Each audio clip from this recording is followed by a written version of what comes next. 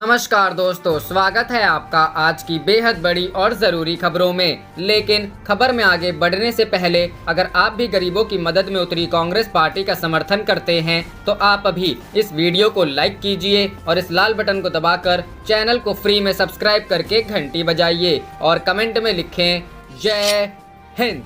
रुख करते हैं पहले खबर की तरफ। लालू प्रसाद पर लगे आरोपों को लेकर तेजस्वी और तेज प्रताप ने दिया ये बयान। जी हां दोस्तों, बिहार सरकार के सूचना जनसंपर्क मंत्री नीरज कुमार के आरोपों को लेकर नेता प्रतिपक्ष तेजस्वी यादव ने कहा है कि लालू प्रसाद पर जो भी आरोप लगाए गए हैं वे सब बेबुनियाद हैं। उनकी संपत्ति और जमीन को लेकर जो आरोप लगाए जा रहे हैं उनका कोई आधार नहीं है। चुनाव आयोग को चुनाव के वक्त जो जमीन व संपत्ति घोषित की जाती है ये वही है, इसके अलावा कुछ नहीं है। तेज प्रताप जब 60 साल के थे तब कौन से कानून के तहत उनके नाम पर जमीन की रजिस्ट्री हो सकती है? जब तक कोई बालिंग नहीं होगा तब तक ऐसा नहीं हो सकता। तरुण यादव तेजस्वी यादव का निकनेम है। वहीं तेज प्रताप ने भी ट्वीट कर कहा है कि चोर मचाए शोर वाली कहावत चरितार्थ हो रही है। जो लोग खुद लूटने में लगे हैं वहीं लोग आज राजद पर आरोप लगा रहे हैं। तेज प्रताप ने 4 वर्ष की उम्र में ही खरीदी जमीन। जेडीयू के वरिष्ठ नेता व राज्य सरकार के सूचना जनसंपर्क मंत्री नीरज कुमार ने लालू प्रसाद यादव के 73वें जन्मदिन पर उन पर कई गंभीर आरोप लगाए। कहा कि लाभ लो जमीन दो की नीति पर चलते हुए लालू प्रसाद ने अपने सगे भाई भतीजे और अपने गांव फुलवरिया के लोगों को भी नहीं छोड़ा। नीरज कुमार ने दस्तावेजों के आधार पर खुलासा किया कि लालू प्रसाद ने अपने सगे बड़े भाई स्वर्गीय मंगरू यादव के बेटों से 4 नवंबर 2003 को अपने बेटे तेज प्रताप यादव के नाम पर 8 कट्टा 17 धुर जमीन लिखवा ली। मंत्री ने दावा किया कि तेज प्रताप व तेजस्वी यादव के अलावा तरुण कुमार यादव के नाम पर भी रजिस्ट्री कराई गई। मंत्री ने कहा कि 1989 में पैदा हुए तेज प्रताप के नाम से 1993 में यानी मात्र 4 वर्ष की उम्र में फुलवरिया के लोगों से नौकरी के बदले 3 कट्टा 11 धुर और 6 कट्टा जमीन लिखवा ली गई। खरीदार के रूप में तेज प्रताप व तरुण कुमार यादव वल्द लालू प्रसाद यादव दर्ज है। तेज प्रताप के नाम 1 फरवरी 1994 को भी बलम चौधरी से 2 कट्टा 16 धुर जमीन लिखवाई गई। सभी रजिस्ट्री में अभिभावक के रूप में किसी का कोई उल्लेख नहीं है, जो कि सीधे बाल उत्पीड़न का मामला बनता है। आखिर नाबालिग के नाम बिना अभिभावक का उल्लेख किए जमीन कैसे लिखवाई गई? कौन है तरुण? नीरज कुमार ने पूछा कि आखिर तरुण कुमार यादव कौन है, कहां है और तेज प्रताप के साथ साझे में ली गई जमीन में दोनों के पिता की जगह लालू प्रसाद का नाम कैसे दर्ज है? पूछा कि लालू बताएं कि कहां छुपा कर रखे हैं अपने तीसरे बेटे तरुण को। हम लोग आपके 2 बेटों को जानते हैं, तीसरा कहां से आ गया? कहीं ये आपके दत्तक पुत्र तो नहीं है? रुख करते हैं अगली खबर की तरफ। महिला नेता से पैसे की बात करते ज्योतिरादित्य सिंधिया का ऑडियो लीक, कांग्रेस ने की एफआईआर दर्ज करने की मांग। जी हां दोस्तों, कांग्रेस छोड़कर भाजपा में गए पूर्व केंद्रीय मंत्री ज्योतिरादित्य सिंधिया के कथित ऑडियो के आधार पर कांग्रेस ने अतिरिक्त पुलिस महानिदेशक राज बाबू सिंह को ज्ञापन सौंपा है। इस ज्ञापन में कांग्रेस ने कथित ऑडियो की जांच के साथ सिंधिया और उनके साथियों के खिलाफ प्राथमिकी दर्ज करने की मांग की है। प्रदेश कांग्रेस के मीडिया प्रभारी के मिश्रा एवं ग्वालियर शहर कांग्रेस अध्यक्ष देवेंद्र शर्मा के नेतृत्व में एडीजी राज बाबू सिंह को दिए गए ज्ञापन में कहा गया है कि यह मामला बेहद संवेदनशील, सार्वजनिक जीवन की शुद्धता व राजनीतिक सूचिता से जुड़ा है। ऑडियो में सिंधिया कथित तौर पर एक महिला नेत्री से बात कर रहे हैं। इसमें पैसों का भी जिक्र है। साथ ही कई नेताओं के नाम इस बातचीत के दौरान लिए गए हैं। कांग्रेस की मांग है कि इस मामले की सूक्ष्म जांच के लिए एसआईटी गठित की जाए। ऑडियो में सिंधिया के साथ जिन लोगों के नाम आए हैं उनके बयान दर्ज किए जाएं। साथ ही पुलिस आवश्यक कार्रवाई करे। इससे पहले मुख्यमंत्री शिवराज सिंह चौहान का एक ऑडियो वायरल हुआ था, जिसमें वह कहते सुने जा रहे हैं कि सिंधिया के सहयोग के बिना कांग्रेस की सरकार को गिराना संभव नहीं था। मध्य प्रदेश में कांग्रेस की नजर भाजपा के असंतुष्टों पर। दूसरी ओर मध्य प्रदेश में 24 विधानसभा क्षेत्रों में निकट भविष्य में उपचुनाव होना है। ये उपचुनाव कांग्रेस और भारतीय जनता पार्टी दोनों के लिए बड़ी चुनौती बने हुए हैं। इनमें 22 पूर्व विधायकों के दल बदल लेने से कांग्रेस के सामने जाने पहचाने चेहरों का संकट खड़ा हो गया है। लिहाजा उसने भाजपा के असंतुष्ट नेताओं पर नजर पैनी कर दी है। ऐसा इसलिए क्योंकि 22 विधानसभा क्षेत्रों से कांग्रेस के जाने पहचाने चेहरे भाजपा में शामिल हो चुके हैं। कांग्रेस के जिन 22 पूर्व विधायकों ने पार्टी छोड़ी है, इनमें से कई ऐसे नेता हैं जो एक बार से ज्यादा विधायक चुने जा चुके हैं और इन नेताओं ने अपने क्षेत्र में दूसरा कांग्रेसी नेतृत्व पैदा ही नहीं होने दिया। कांग्रेस के सामने यही सबसे बड़ा संकट है कि वह किस नए चेहरे पर दाव लगाए। यही कारण है कि कांग्रेस ने भाजपा के असंतुष्टों से करीबी बनाना शुरू कर दिया है। रुख करते हैं अगली खबर की तरफ। सीएम गहलोत बोले, मोदी शाह को कोरोना की चिंता नहीं। जी हां दोस्तों, राजस्थान में कांग्रेस खेमे में आज भी जबरदस्त हलचल है। राज्यसभा चुनाव के उम्मीदवार और कांग्रेस के वरिष्ठ नेता केसी वेणुगोपाल की विधायकों के साथ बैठक हुई। बैठक के बाद मीडिया से मुखातिब होते हुए सीएम अशोक गहलोत ने बीजेपी पर कई गंभीर आरोप लगाए। मुख्यमंत्री अशोक गहलोत ने कहा कि राज्यसभा का चुनाव 2 महीने पहले हो सकता था, लेकिन हॉर्स ट्रेडिंग पूरी न होने से राज्यसभा चुनाव टला था। देश में लोकतंत्र की हत्या हो रही है। प्रधानमंत्री नरेंद्र मोदी और गृह मंत्री अमित शाह को कोरोना की चिंता नहीं है। खरीद फरोख्त की जांच करेगी एसओजी। सीएम अशोक गहलोत ने कहा कि बीजेपी की सोच फासिस्ट है। प्रधानमंत्री नरेंद्र मोदी और गृह मंत्री अमित शाह देश को कांग्रेस मुक्त करना चाहते हैं, लेकिन कांग्रेस लोगों के रग रग में है। हम मिलकर फासिस्ट ताकतों को हराएंगे। इस पूरे मामले की एसओजी जांच करेगी। वहीं डिप्टी सीएम सचिन पायलट ने कहा कि किसी को शक नहीं होना चाहिए कि कांग्रेस के प्रत्याशी जीतेंगे। हमारे दोनों प्रत्याशी निश्चित तौर पर जीतेंगे और कांग्रेस का हर कार्यकर्ता और विधायक एक साथ था, है और रहेगा।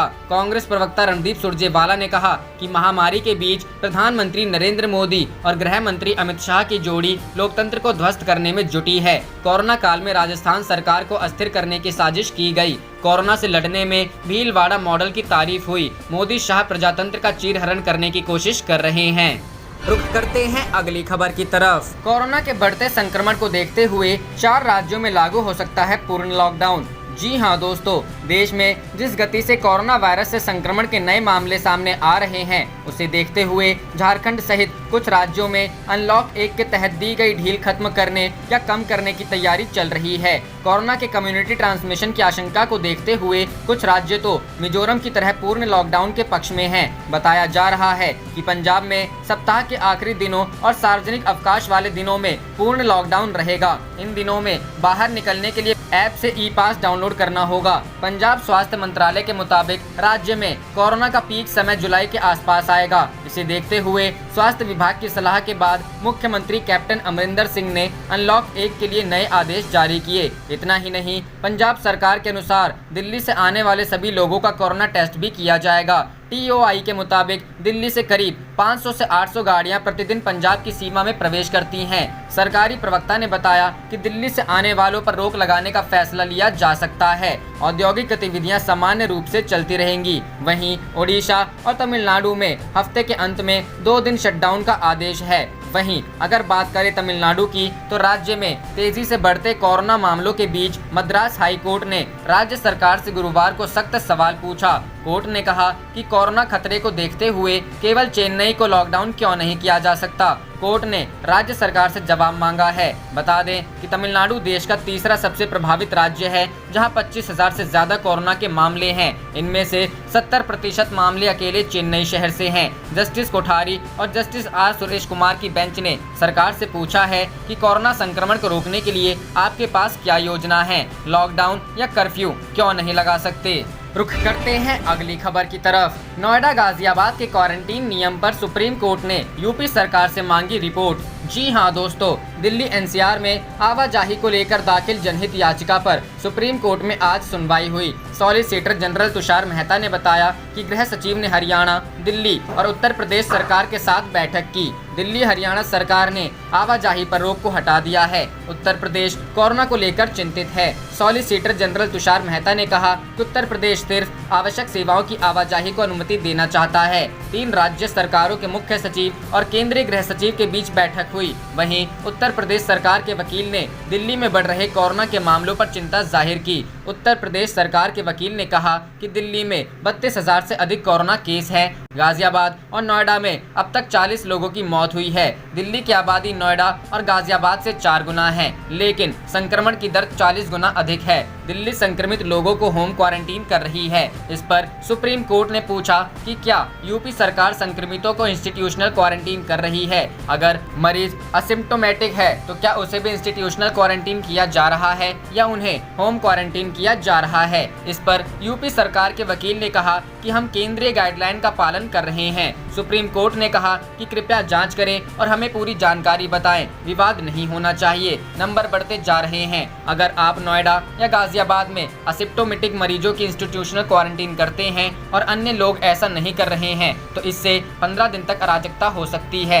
सुप्रीम कोर्ट ने केंद्र और यूपी सरकार से कहा कि नोएडा में कौन सा क्वारंटीन नियम का पालन किया जा रहा है, इस मामले को देखिए। इसके साथ ही कोर्ट ने एनसीआर के प्रदेशों के मुख्य सचिवों और गृह सचिव के बीच हुई मीटिंग की डिटेल मांगी है। यह डिटेल आज शाम तक कोर्ट को दी जाएगी। सुप्रीम कोर्ट ने कहा कि नोएडा या गाजियाबाद दिल्ली बॉर्डर को खोलने में दिक्कत आ रही है। कोर्ट ने यूपी सरकार से क्वारंटीन नियम पर जवाब तलब किया है। मामले की अगली सुनवाई बुधवार को होगी।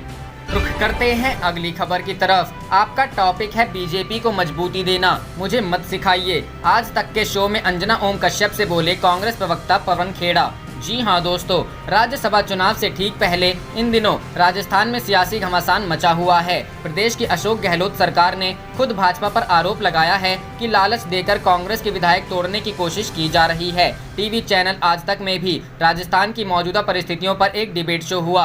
कार्यक्रम का संचालन कर रही थी एंकर अंजना ओम कश्यप और पैनल में थे कांग्रेस प्रवक्ता पवन खेड़ा व भाजपा प्रवक्ता गौरव भाटिया। डिबेट शो में पवन खेड़ा टीवी एंकर पर तब खासे भड़क गए जब उनसे टॉपिक पर ही जवाब देने को कहा गया। उन्होंने टीवी एंकर से कहा कि टॉपिक पर ही जवाब दे रहा हूं और आप भी टॉपिक पर ही रहा कीजिए। कांग्रेस प्रवक्ता ने अंजना कश्यप से कहा कि जब चीन पर बात होती है तो कहते हैं नरेगा पर बात करो, जब नरेगा पर बात करते हैं तो कहते हैं टॉपिक पर बात करो। आपका टॉपिक सिर्फ भाजपा को मजबूती देना है। दरअसल कार्यक्रम में पवन खेड़ा ने पीएम मोदी पर निशाना साधते हुए कहा कि मुख्यमंत्रियों की बैठक में जो पीएम भीलवाड़ा मॉडल की बात करता है उसकी सरकार अस्थिर की जा रही है। कोरोना संकट के बीच ऐसा किया जा रहा है। उन्होंने कहा कि पीएलए नहीं संभाल पा रहे हो और एमएलए खरीदने चले हो, उनसे कोई सवाल नहीं पूछा, उल्टा हमसे पूछ रहे हैं कि विधायकों को क्यों छिपा कर रखा है। पवन खेड़ा ने कहा क्यों न रखें, हमारी सरकार है, हम बचाएंगे और चुनी हुई सरकार है, मजाक बना रखा है।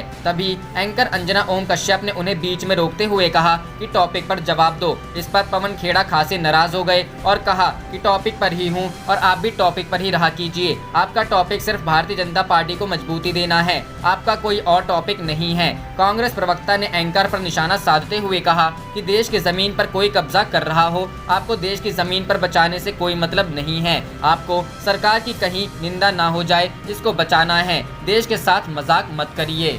रुख करते हैं अगली खबर की तरफ। आरबीआई ने अब इस बैंक से पैसे निकालने और लोन जारी करने पर लगाई रोक। 6 महीने तक रहेगा बैन, 1 साल के अंदर तीसरा संकट। जी हाँ दोस्तों, महाराष्ट्र के पीएमसी बैंक और फिर से यस बैंक में गड़बड़ियां सामने आने के बाद भारतीय रिजर्व बैंक ने अब कानपुर स्थित पीपुल्स कोऑपरेटिव बैंक पर 6 महीने के लिए कुछ प्रतिबंध लगा दिए हैं। आरबीआई ने इस बैंक पर लोन देने और ग्राहकों से जमा राशि स्वीकार करने पर रोक लगा दी है। इसके अलावा ग्राहक भी बैंक में जमा रकम को नहीं निकाल सकेंगे। कोऑपरेटिव बैंक की कमजोर आर्थिकी का हवाला देते हुए आरबीआई ने ये प्रतिबंध लगाए हैं। आरबीआई के इस आदेश के चलते आने वाले दिनों में बैंक के ग्राहकों को परेशानियों का सामना करना पड़ सकता है। केंद्रीय बैंक की ओर से जारी प्रेस रिलीज में कहा गया 10 जून 2020 के बाद से बैंक आरबीआई की मंजूरी के बिना कोई नया लोन या एडवांस जारी नहीं कर सकता है। इसके अलावा नया निवेश भी नहीं कर सकता है और नए डिपॉजिट भी स्वीकार नहीं किए जा सकते। यही नहीं, केंद्रीय बैंक ने पीपल्स कोऑपरेटिव बैंक के किसी भी तरह की संपत्ति के बेचने पर भी रोक लगा दी है। आरबीआई ने कहा कि बैंक से अगले आदेश तक किसी भी सेविंग्स अकाउंट, करंट अकाउंट या अन्य खाते से कोई भी रकम निकाली नहीं जा सकती। आरबीआई के मुताबिक अगले 6 महीने तक ये आदेश लागू रहेंगे, जिनका बीच बीच में रिव्यू किया जाएगा। हालांकि आरबीआई ने बड़ी चिंता दूर करते हुए कहा है कि इस रोक का अर्थ बैंक के लाइसेंस को कैंसिल करना नहीं है। आरबीआई की ओर से कहा गया है कि जब तक बैंक की आर्थिक स्थिति में सुधार देखने को नहीं मिलता है तब तक ये बंदिशें लागू रहेंगी। रुख करते हैं अगली खबर की तरफ। लॉकडाउन में पूरी सैलरी न देने वाली कंपनियों पर सख्त कार्रवाई न हो, श्रम विभाग मध्यस्थता करें, सुप्रीम कोर्ट। जी हाँ दोस्तों, कोरोना वायरस की वजह से देश में लागू हुए लॉकडाउन के दौरान कर्मचारियों को पूरी सैलरी के भुगतान संबंधित याचिका पर सुप्रीम कोर्ट ने शुक्रवार को फैसला सुनाया। कोर्ट ने केंद्र सरकार से कंपनियों पर कोई भी कठोर कार्रवाई न करने का आदेश दिया है। साथ ही मामले में श्रम विभाग से मध्यस्थता करने के लिए कहा है। सुप्रीम कोर्ट में कई कंपनियों द्वारा दायर की गई कई याचिकाओं में लॉकडाउन में 54 दिनों की अवधि के लिए कर्मचारियों के पूरा वेतन देने के गृह मंत्रालय के आदेश को चुनौती दी गई थी। मामले की सुनवाई के दौरान जस्टिस भूषण ने कहा, हमने नियोक्ताओं के खिलाफ कोई बलपूर्वक कार्रवाई न करने का निर्देश दिया था। पहले के आदेश जारी रहेंगे। जुलाई के अंतिम सप्ताह में केंद्र को एक विस्तृत हलफनामा दाखिल करना होगा। राज्य सरकार के श्रम विभाग कर्मचारियों और नियोक्ताओं के बीच बातचीत में मदद करेंगे। सुप्रीम कोर्ट ने फैसला सुनाते हुए केंद्र सरकार से जुलाई महीने के अंतिम सप्ताह तक विस्तृत हलफनामा दाखिल करने को कहा। इस माह के शुरुआत में हुई सुनवाई के दौरान केंद्र सरकार ने कोर्ट में कहा था कि कर्मचारियों के दफ्तरों से उनके घरों के लिए पलायन रोकने के लिए पूरी सैलरी के भुगतान करने का आदेश दिया गया था। केंद्र की ओर से अटॉर्नी जनरल के वेणुगोपाल का कहना था कि हम चाहते हैं कि अर्थव्यवस्था फिर से शुरू हो। यह नियोक्ताओं और कर्मचारियों पर है कि वे आपस में बातचीत करें कि लॉकडाउन अवधि के लिए कितने वेतन का भुगतान किया जा सकता है। इस पर जस्टिस अशोक भूषण और एस.के. कौल की पीठ ने कहा था कि सरकार ने औद्योगिक विवाद अधिनियम के प्रावधानों को लागू नहीं किया है, बल्कि आपदा प्रबंधन अधिनियम को लागू किया है। क्या सरकार के पास इस तरह का आदेश जारी करने का अधिकार है कि मजदूरों को पूरा वेतन दिया जाए? भुगतान करने की आवश्यकता 50% हो सकती है, लेकिन केंद्र ने 100% भुगतान करने का निर्देश दिया है। यह समझौता उद्योगवार हो सकता है, लेकिन 100% देना संभव नहीं हो सकता। आप देख रहे थे आपका अपना चैनल जय हिंद जय भारत।